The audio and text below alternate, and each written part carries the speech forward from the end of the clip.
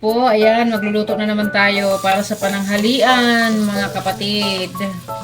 Ayan, magluluto po ako ngayon ng picadillo pero wala siyang pasas at saka green peas. Kasi po ayaw ng iba yung pasas at saka green peas kaya yan lang po ang ginawa ko.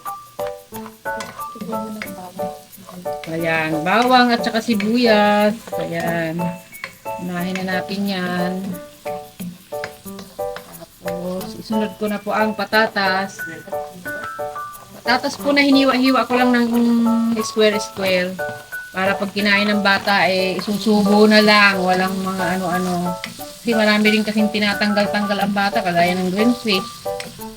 Tanggalin nila yan at saka yung pasas. Kaya ganyan lang po. Simple lang po. Simple lang. Ayan po, ilalagay ko na ang carrots po. O, madaming carrots po. Masarap, di bali ng hindi masyadong maraming giniling kasi mas maganda kapag maraming carrots. Yan po, ilalagay ko na ang giniling. Giniling.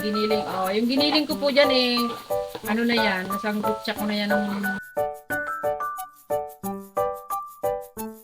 A few moments later. Ayan po, buksan ko na para titimplahan na po natin ang aking picadillo. Ayan, paminta. Dagdagan natin ng paminta.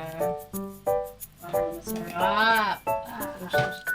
Para dagdag sarap din po.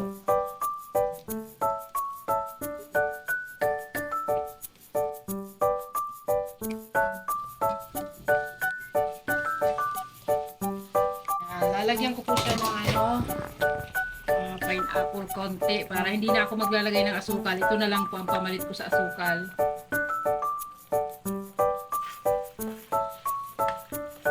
Paborito ni Ninong.